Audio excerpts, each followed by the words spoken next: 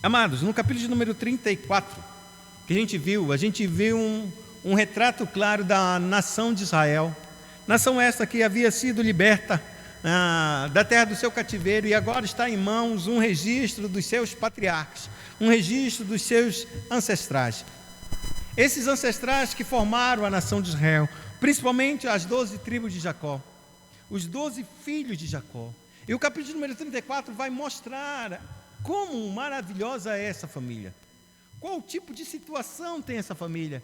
Qual é o aspecto do coração dessa família para esse povo que tem eles como verdadeiros heróis? Pois foi por meio deles, Abraão, Isaque e Jacó, que Deus fez uma aliança e eles receberam essa promessa de serem o povo pactual, o povo da aliança, o povo que receberia a terra prometida, que os seus ancestrais só puderam peregrinar por ela e não tiveram ela em sua plenitude. Mas agora Israel, ele é detentor dessa promessa. Só que Israel, ele está sendo lembrado que sua família não é uma família que a gente pode dizer exemplar. O capítulo de número 34, que eu preguei no domingo passado, ele mostra exatamente o terror dessa família. Aspecto de sua família, exatamente por não ter sido uma família exatamente piedosa, de não ter pais piedosos, pais que verdadeiramente se colocaram diante de Deus. Só Jacó, depois de muito tempo, aos 60 anos de idade, é que a Bíblia vai apontar a primeira vez que ele faz uma oração ao Senhor. No momento de sua maior angústia, no momento do seu maior medo, de ver o seu irmão vindo contra ele para matá-lo. 60 anos, lembrando que ele nasceu num berço cristão. Ele nasceu conhecendo os exemplos de seu avô. Pelo menos aos seus 15 anos de idade, Jacó teve contato com seu avô, Abraão. E até aos 40 anos de idade, ele tem contato com o seu pai, Isaque, que foi um homem de oração por 20 anos, por quem ele orou ao Senhor para ter os seus filhos, no caso, Jacó e Esaú. Mas isso parece que de nada serviu a Jacó. Parece que isso de nada valeu para Jacó. E isso ele leva uma vida inteira até que ele, aos 60 anos de idade, ele faça uma oração ao Senhor. Ele faça uma oração na sua angústia, porque a Bíblia diz claramente, enquanto ele fugia de Esaú, quando ele fugia porque ele tinha feito umas coisas muito erradas, então ele na fuga dele, indo com a mão na frente e outra atrás, querendo exatamente a bênção, parece que agora ele estava debaixo de uma grande maldição. Porque tudo que ele queria era ser próspero, viver na presença de Deus e andar com a bênção de Abraão e a bênção de seu pai Isaque. Mas ele está saindo da sua casa sem ter certeza de coisa alguma, com uma mão na frente e outra atrás. E nesse percurso que ele caminha no deserto em direção à casa dos seus parentes, a Bíblia declara que Deus, ele faz com que ele adormeça ali. Ele deita cansado da viagem nessa cidade chamada Betel. E é a primeira vez que Deus ele vai se manifestar a Jacó e diz para ele: eu tenho contigo uma aliança, eu faço aliança, a mesma bênção que eu dei a Abraão e Isaque, estou a transferir a você. Você é o meu escolhido. E Deus diz umas promessas maravilhosas para Jacó e disse: eu serei contigo, não te abandonarei, farei com que você vá a essa terra e retorne para lá e me ofereça e seja exatamente o Deus da tua vida e de toda a tua casa. Quando Jacó ele acorda desse sonho, ele diz: Senhor, se tu realmente fores comigo nessa viagem, e me deres pão, e comida, e verte, e me fizer voltar à casa do meu pai em paz, tu serás o meu Deus. E este lugar que aqui eu estou, eu levantarei uma casa ao Senhor, oferecerei um altar em sacrifício ao Deus que me apareceu, ao Deus de Jacó.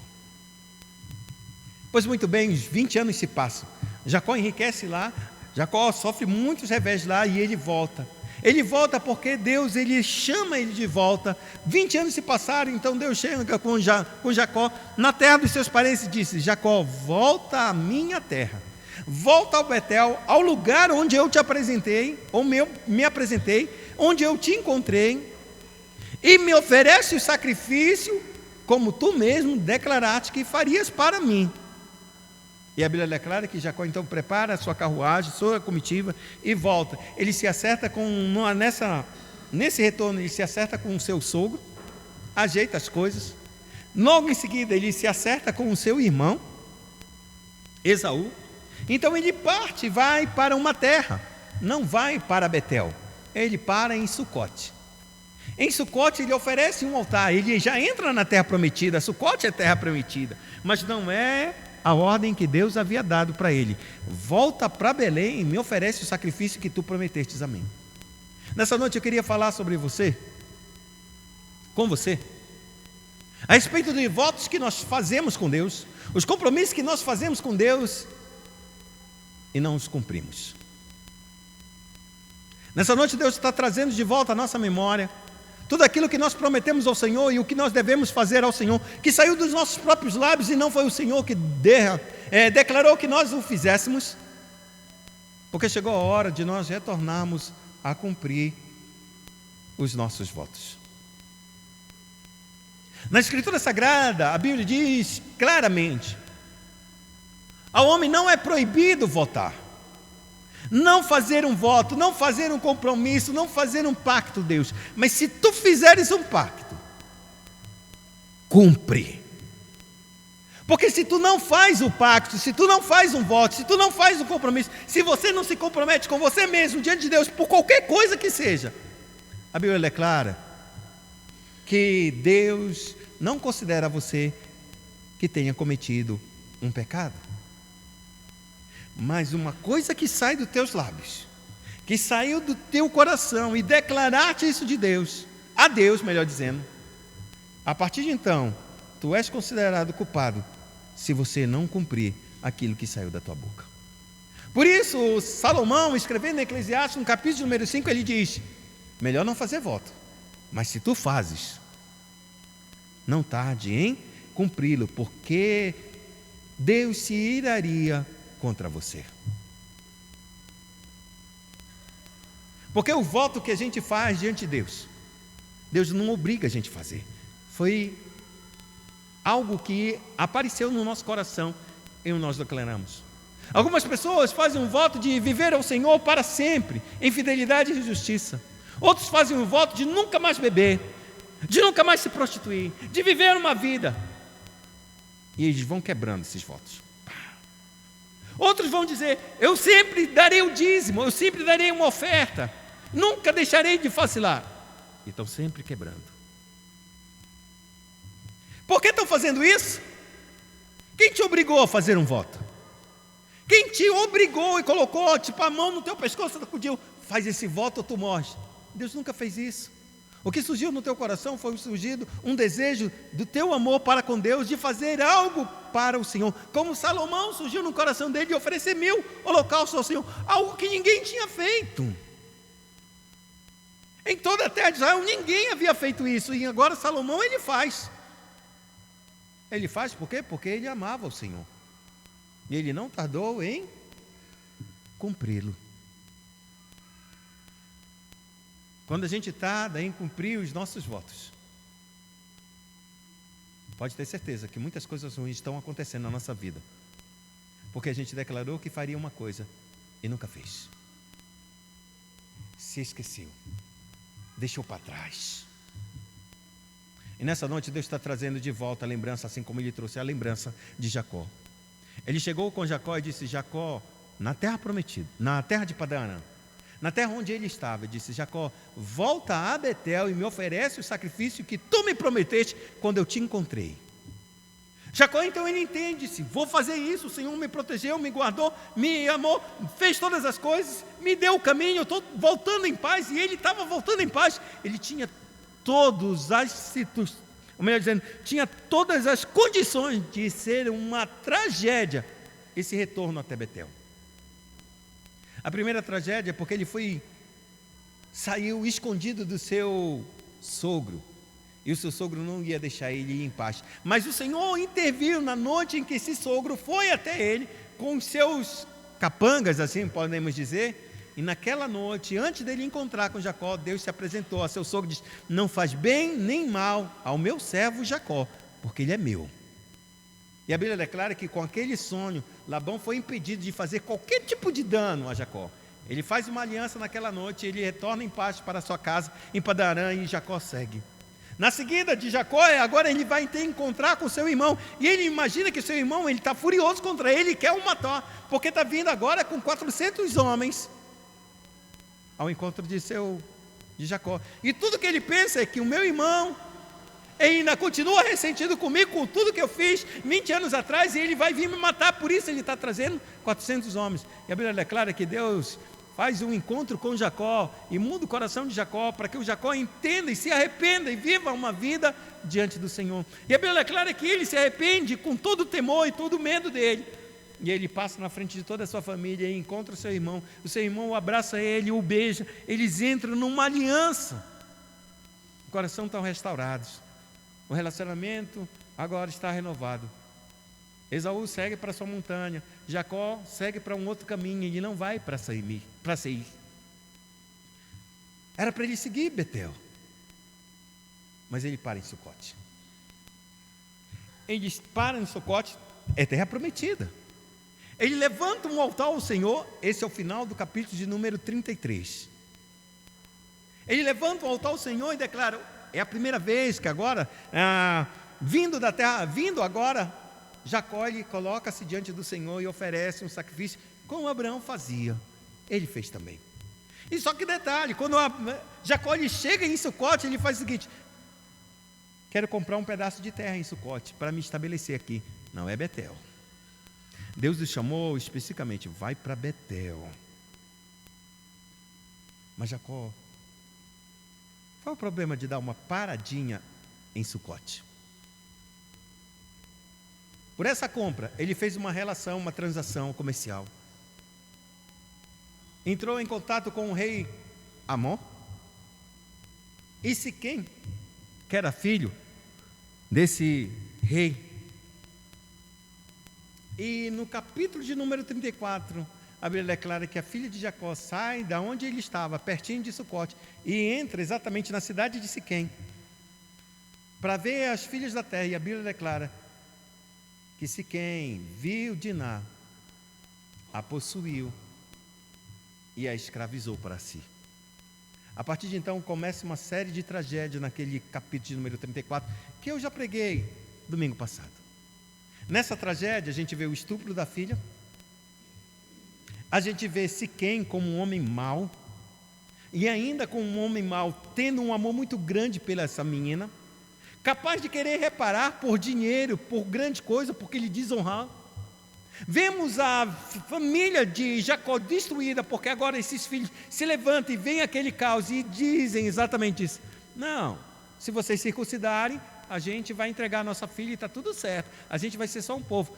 Só que era mentira, o desejo deles era matar toda aquela população, todos os homens, porque um homem maltratou a sua filha. A gente vê um espírito de vingança, um espírito de raiva, um espírito de ira muito grande nos dois filhos de Jacó. E agora a gente vê nos outros 9 filhos, um espírito de abutre, que quando ele vê os corpos mortos, ele entra na cidade para saquear a cidade. Quando eles retornam, Jacó ele sabe a dimensão que aconteceu esse negócio. Ele disse: por que vocês fizeram isso? Esse é o final do texto do capítulo 34. Os povos da terra vão saber o que a gente fez, a gente é um povo pequeno. Eles vão se juntar e vão vir contra nós e vai exterminar a nossa família. E então os filhos de Jacó disseram assim mesmo: porventura iam tratar a nossa irmã como se fosse uma prostituta, uma filha de Jacó como se fosse uma prostituta? A gente não poderia deixar esse agravo passar desapercebido. O que é que acontece? Ele está onde? Em Siquém. Era para ele estar onde? Em Betel. A chamada de Deus, não há tempos para a gente parar, amados. Se a gente faz pausa em nossos compromissos diante de Deus, é só para perda nossa mesma.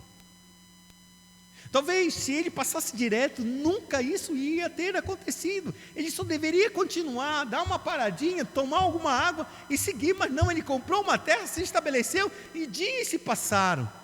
Quando os dias se passaram, começou a vir tragédia em cima de tragédia por uma situação única dele. e que Deus já havia dito: sai da tua terra, da casa dos teus parentes, e vai para Betel. Entende quando a gente tenta obedecer ao Senhor só em partes? Sabe o mal que acontece na tua vida quando você só obedece ao Senhor pela metade? Existe uma frase muito séria e verdadeira, que Deus só aceita para nós 100% de obediência. Mas Abraão, e se eu obedecer ao Senhor 99% naquilo que Ele me deu, o que Ele vai dizer para mim? Desobediente. Se Ele te dá uma ordem, obedeça essa ordem. Não vá, se Ele está pedindo para você caminhar 1 milha, caminha essa milha. Se são 100 metros, não caminha 90, porque isso não vai adiantar para o Senhor. O Senhor quer a nossa obediência plena e irrestrita. Então obedeça. Se você voltou ao Senhor e fez esse voto, e Deus está te chamando, cumpra esse voto. Se estabeleça e permaneça firme naquilo que você colocou no seu coração para fazer ao Senhor, porque o Senhor não te obrigou a fazer isso. Aquilo que saiu dos teus lábios foi você que declarou, não foi o Senhor que te pediu. Então cumpra o que você se programou a fazer para o Senhor. Se for orar, ore. Se for ler a Bíblia todo dia, leia. Se for estar na casa do Senhor nos domingos de manhã e domingo à noite, faça isso. Mas não coloque desculpa e diga: hoje não vai dar, porque aconteceu um negócio, ou porque sempre vai acontecer uma coisa, amados. Porque o voto que você coloca diante de Deus, e que se Deus agrada desse voto, Ele te dará muito mais daquilo que você pretende com esse voto. Porque foi isso que Salomão ganhou. Salomão ofereceu um sacrifício para chamar a atenção de Deus, para lhe pedir apenas uma única coisa, e ele já tinha pedido: me dá sabedoria, Senhor, me dá sabedoria. Eu sou um pecador, eu sou terrível, eu sou um estúpido, eu sou um ignorante, não tem como eu conduzir esse povo com sabedoria. Eu não tenho isso em mim, eu não tenho essa força. Então o Senhor volta com ele e diz: pede-me o que tu quiseres, que eu te darei. Me dá sabedoria. E a Bíblia diz que Deus deu sabedoria a ele e todas as outras coisas que ele não havia pedido, e que qualquer um, talvez, na sua posição, Deus dando tal ordem, pede-me o que tu quiseres, teríamos pedido outras coisas. Mas isso se cumpre o que o apóstolo Paulo diz, que ele diz: segundo Deus, quando a gente ora, a gente tem que saber que Deus é infinitamente poderoso para fazer muito mais do que tudo aquilo que nós pedimos e pensamos, segundo o seu eterno poder que opera em nós. Ou seja, aquilo que a gente ora a Deus, pedindo alguma coisa em Deus, que Deus se agrada, Ele pode fazer infinitamente mais daquilo que nós estamos pedindo ao Senhor. E é com esse Deus bondoso que Deus chama a gente para reviver e fazer com que a gente cumpra os votos que a gente declarou lá no passado. E isso é tão sério dentro das Sagradas Escrituras, que a Bíblia diz que quando a gente faz até os nossos votos matrimoniais, são votos feitos a Deus. E esses votos, Deus está exigindo uma postura de nós cumprirmos esse voto, porque se nós não o cumprirmos, nós estamos entrando em pecado diante do Senhor, e o Senhor se ira por a gente não ter colocado os nossos votos e cumpridos com a pessoa com quem nós partilhamos a nossa vida desde o altar do Senhor. Isso é tão sério que o livro de 1 Pedro declara: vós maridos, tratai com gentileza suas esposas, porque ela é um vaso frágil, sabendo que se vocês não tratarem desse jeito, as vossas orações não serão ouvidas.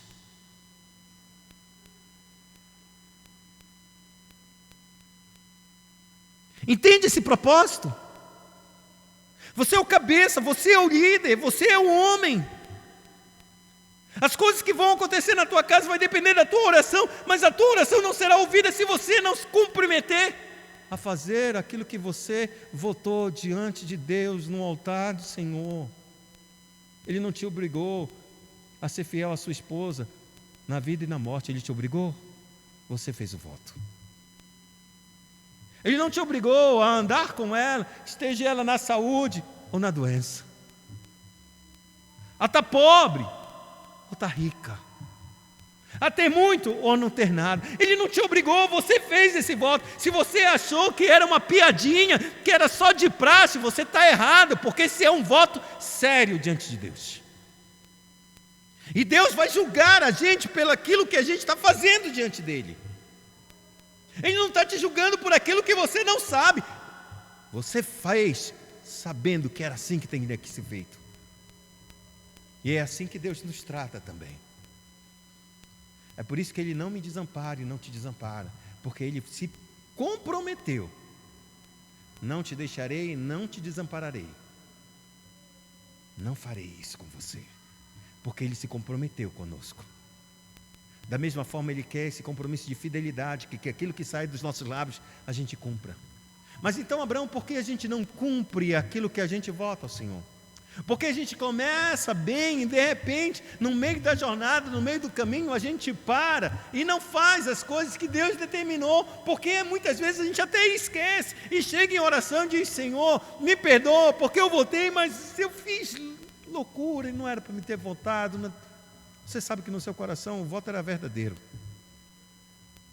Você sabia que você podia cumprir, mas a fraqueza que está no teu coração, você não está conseguindo cumprir mais. E a pergunta é: por que isso acontece nas nossas vidas?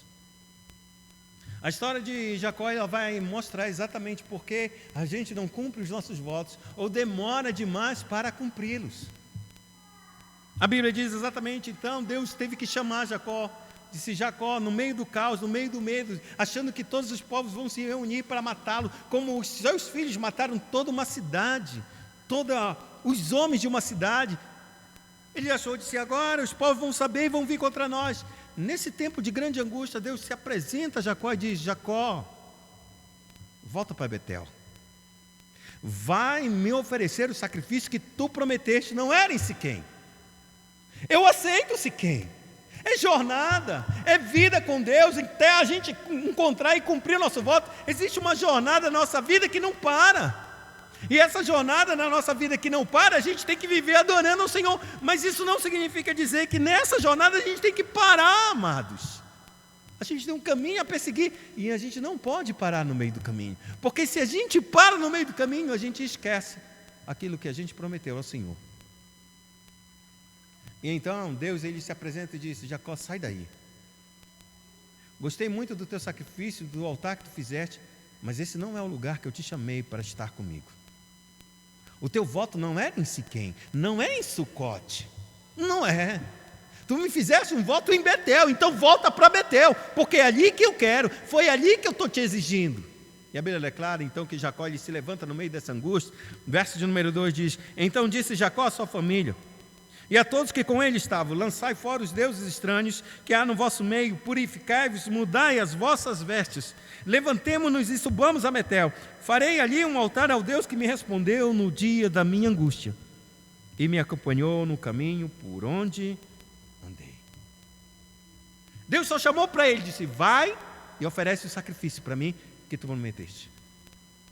Naquela noite que Deus, eu acredito que deve ter sido uma noite, Ele se apresenta a Jacó, seja lá qual for o dia, talvez possa ter sido dia, mas o fato é que quando Deus se apresenta e chama para ele, diz: vai a Betel, Jacó, ele se levanta, e ele não vai sozinho não, ele chama toda a família dele, reúne todos da sua casa, todos que estavam com ele, disse: lançai fora os deuses estranhos que há no vosso meio, purificai e mudai as vossas vestes. Então a gente vai se levantar e vamos ir até Betel, ao Deus que me apareceu, e lá eu vou fazer um altar ao Senhor no dia em que Ele me respondeu, quando eu estava mais angustiado, e tem me acompanhado até hoje. É interessante, quando Jacó ele saiu e fez esse voto, ele estava na angústia. Agora, de novo, Jacó está na angústia. Não era para ele estar na angústia. Era para ele estar em paz. Mas ele parou no meio do caminho.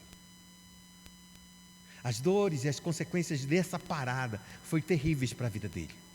E agora, de novo, na angústia, Deus volta de novo com ele e disse: Jacó, se levanta daí e vai oferecer o sacrifício a mim, no altar que tu prometestes a mim, lá em Betel. Então Jacó se levanta e ele sabe agora exatamente por que ele para no meio do caminho. Sabe por que ele para no meio do caminho? Sabe por que a gente não cumpre nossos votos? Porque deuses estranhos entram no nosso coração. Há deuses estranhos no nosso coração. Mas Abraão, que tipo de deuses estranhos estão no nosso coração? Entra no capítulo de número 34 e você vai ver os deuses estranhos. A partir da saída de Jacó, a gente parece que não tem nenhum deus estranho no meio deles. Mas desde que Jacó saiu de Padã-Arã, começou os deuses estranhos a serem revelados para Israel, para o povo que está lendo a história e para nós como igreja, que existem muitos deuses estranhos no meio de nossa casa. E por isso nós não somos capazes, com o peso que nós temos, de cumprir os votos que fazemos ao Senhor. Por isso é tão difícil. O primeiro deus estranho que aparece, a Bíblia declara que quando Jacó sai da sua terra, da casa da sua parentela, a Bíblia declara que a mulher que ele amava pegou os deuses, os ídolos da casa do seu pai, pegou tudinho, escondeu e colocou debaixo da sua bagagem. Por que será que essa mulher faz isso?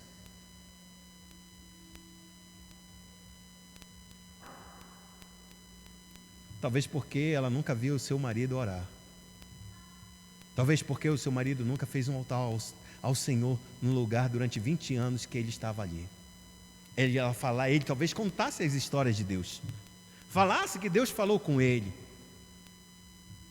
Mas era só isso.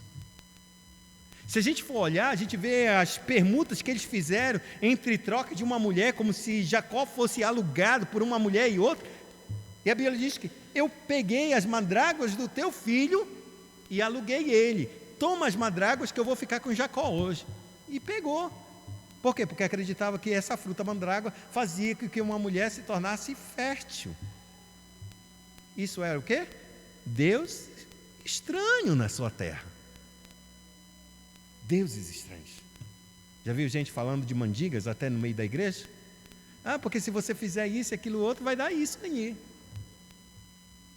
Onde está isso nas Escrituras Sagradas? São deuses estranhos que estão no nosso meio, e que nosso meio ainda está cheio, nosso coração, cheio de ideias do mundo, ideias e superstições deste mundo. Deuses estranhos que perturbam a fé verdadeira que é centrada na palavra de Deus.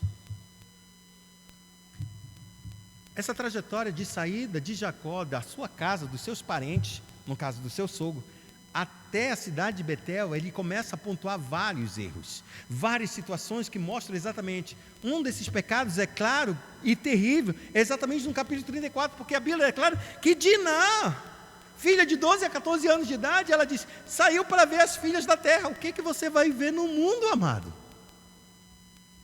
Você é filha de Deus, você é filho de Deus, o que tu está procurando neste mundo?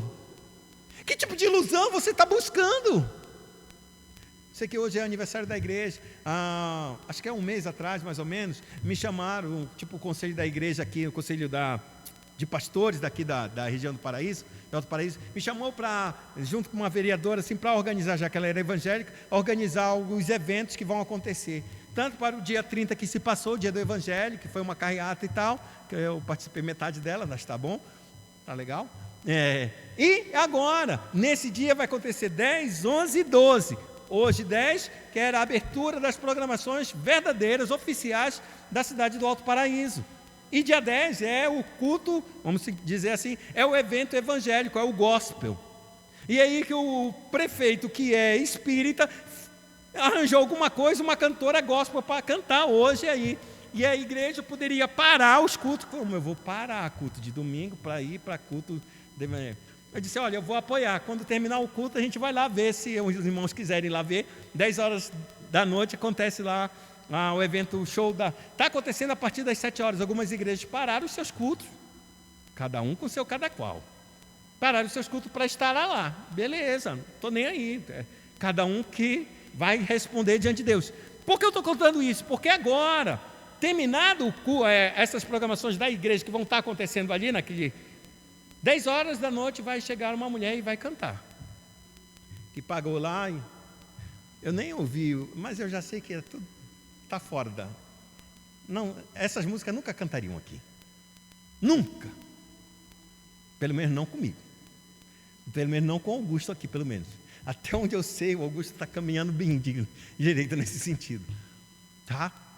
Não cantaria porque não é doutrina nossa. Não segue a linha de pensamento que a gente tem. Quem cantaria Sabor de Mel aqui nessa igreja? Espero que nunca tenha cantado, pelo amor de Deus. Porque Sabor de Mel diz assim mesmo, Deus vai fazer tantas coisas que aqueles que não me ajudaram vão ficar chorando, vão ser amaldiçoados. Ela chega quase a dizer isso.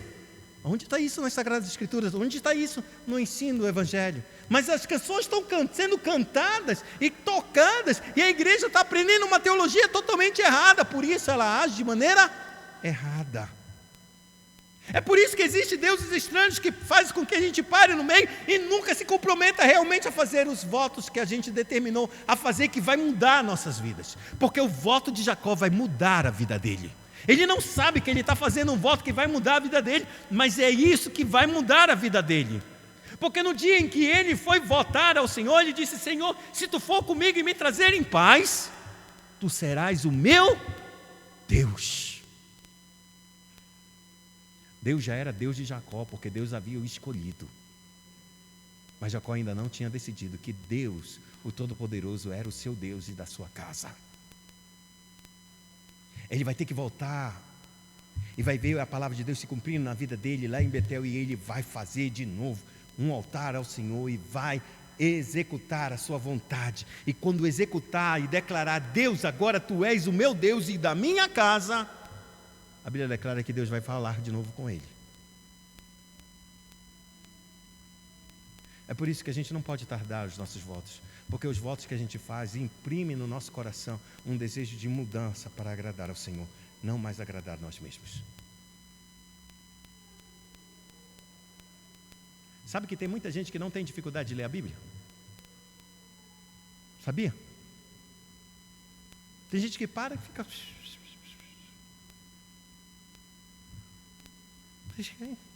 É 1, 2, 3, capítulo 5, um livro inteiro. Tranquilo. Mas a vida dessa pessoa não é um crente. Ela gosta do livro, é como uma literatura para ela. Gosto muito de salmos. Salmo é tão bonito. Porque é poético o salmo. Quem não gosta de poesia? Tá lá, salmo. Tem alguns salmos que é meio difícil, no sentido assim, esse salmo é meio chato, meio pesado, né? Mas os outros são tão bonitos. Salmo 23, Salmo 91, Salmo 93 que a gente acabou de ler. Tudo muito bonito. Por que eu estou contando isso? Porque a maioria de nós temos dificuldade em ler a Escritura. E às vezes a gente tem que fazer um voto ao Senhor: Senhor, me faça um voto, deixa eu... Quantos de vocês já fizeram um voto de ler a Bíblia todo ano? E quantas vezes você já não quebrou isso? Porque no tempo que você tem de cristão, talvez 10 anos, era para você ter lido a Bíblia 10 vezes. 10 vezes, Abraão? Basta 4 capítulos por dia, acabou. Todo dia tu lê 4 capítulos, você consegue ler a Bíblia inteirinha durante um ano inteiro, e com folga. E para você entender, cada capítulo da Bíblia, na média, quando eu fiz isso, eu sou meio louco assim, eu gosto de número. Na média, um capítulo dura 5 minutos. Se você for ler 4 capítulos, a média é 20 minutos. E eu não li rápido, eu li cronometrando, eu li assim, tranquilo, né? Não como se fosse uma corrida. Ou seja, 20 minutos. E a gente faz voto ao Senhor e quebra. E para quê? Para prejuízo nosso mesmo, porque a gente para. E por que a gente para e não cumpre esses votos? Sabe por quê? Porque há deuses estranhos em nós. A gente não faz votos que sejam fáceis. Faz voto para ser fácil? Se é fácil para mim, o que eu vou fazer?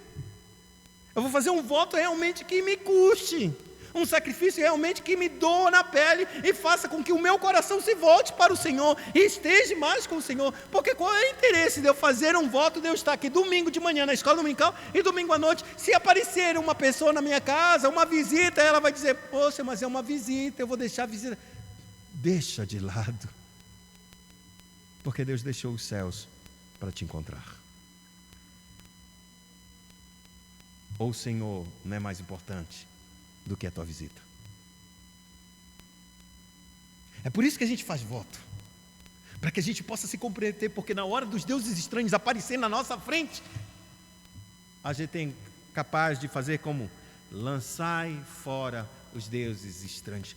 Não é deixar, não é jogar, pegar assim, ó, é lançar. É lançar tão longe que eu não tenha capacidade de trazê-los eles de volta. É lançar para bem longe, amados. Então ele reúne a família dele, porque ele agora é o chefe de casa, e ele entende que ele já fez muita coisa errada, e agora a posição dele exige que ele se coloque diante de Deus e diante da sua família como um líder espiritual. Vamos lançar fora os deuses estranhos. E a Bíblia declara exatamente disso: purificai-vos e mudai as vossas vestes. Às vezes os ídolos são concretos, mas às vezes os ídolos não são concretos. E no capítulo 34 a gente vê ídolos que não são concretos. Já viu pessoas cheias de fúria?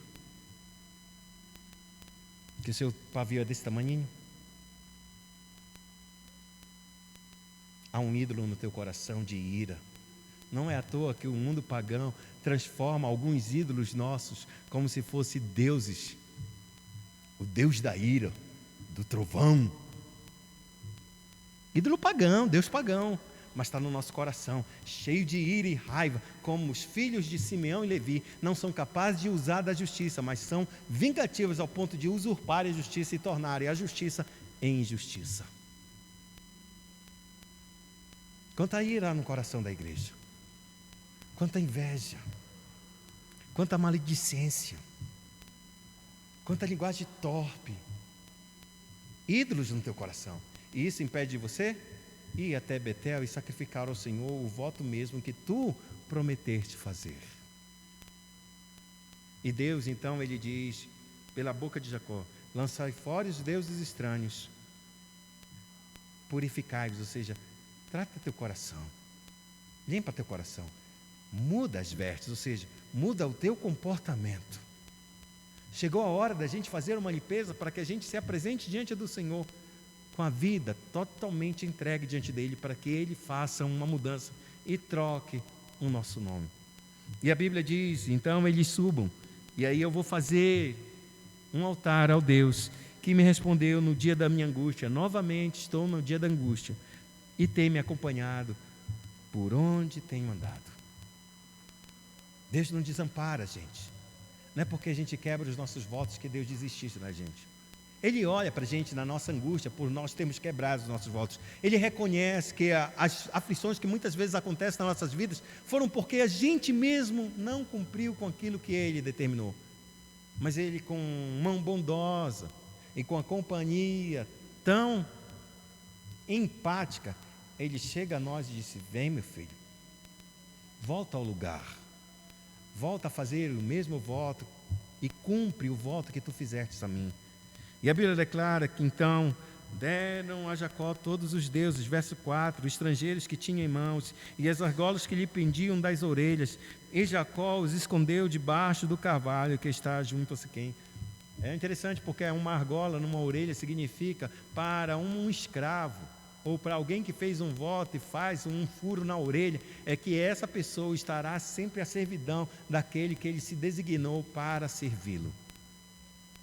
Ou seja, tem pessoas que não querem mudar de vida, querem deixar com a sua ira, querem viver com a sua raiva, querem deixar o seu coração impenitente: eu não vou perdoar, eu não estou nem aí, vai ficar assim e assim vai ser. Olha a argola no preço. Se comprometeram a permanecer assim, como diz o autor, o poeta, Gabriela, para sempre, Gabriela. Eu sou assim, viverei assim e morrerei assim, Gabriela. Ou seja, fizeram isso, eu vou continuar assim e eu vou permanecer assim. Ou seja, estou firmado numa aliança de morte. Mas Deus está nos chamando para tirar os deuses e quebrar essas alianças que a gente diz que não vai mudar. Vai mudar, porque o Deus de Betel é um Deus todo-poderoso capaz de mudar os nossos corações. E então eles entregam isso, e sabe o que Jacó faz? Ele pega Jacó, escondeu debaixo do carvalho que está junto a Siquém, ou seja, toda a tragédia que ele teve naquela cidade, ele pega os deuses todinho e coloca, pá, enterrado. Chegou a hora de esse mal ser apartado da minha vida. Ele o enterra para seguir viagem. Se você não enterrar os seus erros e as suas falhas, você não vai conseguir marchar em direção ao propósito que Deus colocou na tua vida. Pense em Paulo. Ele entrava numa igreja, olhava para as pessoas, pegava as pessoas, prendia as pessoas, maltratava as pessoas, e muitos deles morreram pela mão de Paulo. Um tempo se passou e a Bíblia declara que Deus encontrou Paulo, transformou o seu coração, o batizou, o salvou, o libertou. E agora liberto, e agora ele reconhece que Cristo é o Senhor dele. A pergunta dele: eu maltratei o corpo de Cristo, matei até pessoas que era Cristo, por que Deus me escolhe? O que eu vou fazer da minha vida? Eu vou viver a minha vida toda pensando na culpa que eu matei um Estevão, consisti na morte dele, e matei muitas pessoas? Eu vou continuar seguindo um caminho, e a jornada de apóstolo Paulo vai ser muito grande, vai ser longa. E nas cartas dele ele vai dizer: tenho servido a Deus com uma consciência limpa. Porque nessas mesmas cartas o apóstolo Paulo disse: esquecendo das coisas que para trás ficam, prossigo para o alvo.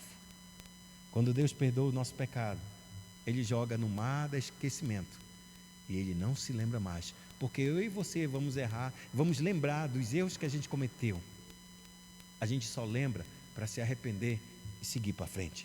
Porque se é para lembrar e ter remorso, é porque você ainda não recebeu do perdão de Deus, e por isso você está acorrentado nos seus pecados e não consegue avançar para cumprir o propósito que o próprio Deus colocou no teu coração quando tu abriste a tua boca e fizestes o teu voto.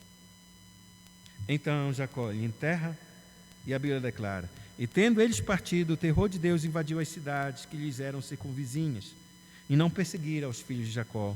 O resultado disso é que aquilo que ele temia caiu como um temor sobre todas as vizinhanças, todos os povoados, todas as nações ao redor, e disseram assim mesmo: o que a gente vai se meter com esse povo? Esse povo é pequeno, mas ele é muito guerreiro, ele sai matando todo mundo, ninguém vai tocar nesse homem. Deixa ele ir embora, deixa ele partir. Se ele está partindo em paz, deixa ele ir. Foi basicamente isso que caiu no coração de todos os povos ao seu redor. E aquilo que Jacó temia se dissipou completamente como névoa quando o sol se levanta. Não há mais temor, não há mais inimigo. Por quê? Porque os nossos votos e o perdão dos nossos pecados nos faz exatamente serem novas criaturas e andar e caminhar segundo a vontade de Deus. E aí no verso de número 6 e verso de número 7 que a gente encerra, ele diz: e edificou ali um altar ao lugar, chamou El Betel, ao Deus de Betel. El significa Deus, Betel significa a casa de Deus. Porque ali Deus se revelou quando fugia da presença de seu irmão. E assim ele termina. Assim ele termina o voto de Deus, e ali começa a jornada de Jacó diante do Senhor. Eu encerro nessa noite lendo o verso 9, o resultado desse processo. Vindo Jacó de Padan-Aram, outra vez lhe apareceu Deus e o abençoou, e Deus lhe disse: o teu nome é Jacó, já não te chamarás Jacó, porém Israel será o teu nome. E lhe chamou Israel. Disse mais o Senhor: eu sou o Deus Todo-Poderoso, se fecundo, multiplica-te, uma nação e multidão de nações sairão de ti e reis procederão de ti. A terra que dei a Abraão e Isaque, dar-te-ei a ti, e depois de ti a tua descendência. E Deus se retirou dele, elevando-se do lugar onde lhe falara.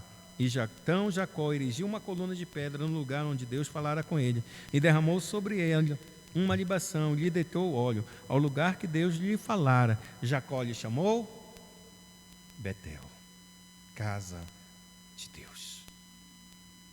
O voto que Deus fez, aliás, o voto que Jacó fez 20 anos atrás, ele está cumprindo 20 anos depois.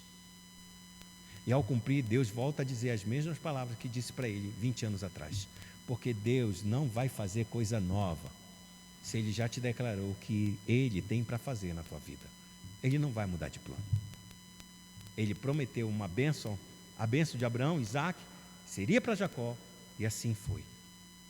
A vida de Jacó passa a ser mudada, porque Deus, o próprio Deus disse: eu te chamei de Jacó, não te chamarás mais Jacó, mas será Israel, um príncipe de Deus. Que Deus possa levar os nossos corações a cumprir os votos que nós fazemos, para que o nome que Deus tem dado para nós possa ser realmente manifestado nessa terra, porque Ele tem nos dado um novo nome, um novo coração para viver a sua vida nessa terra. Incline sua cabeça, oremos ao Senhor.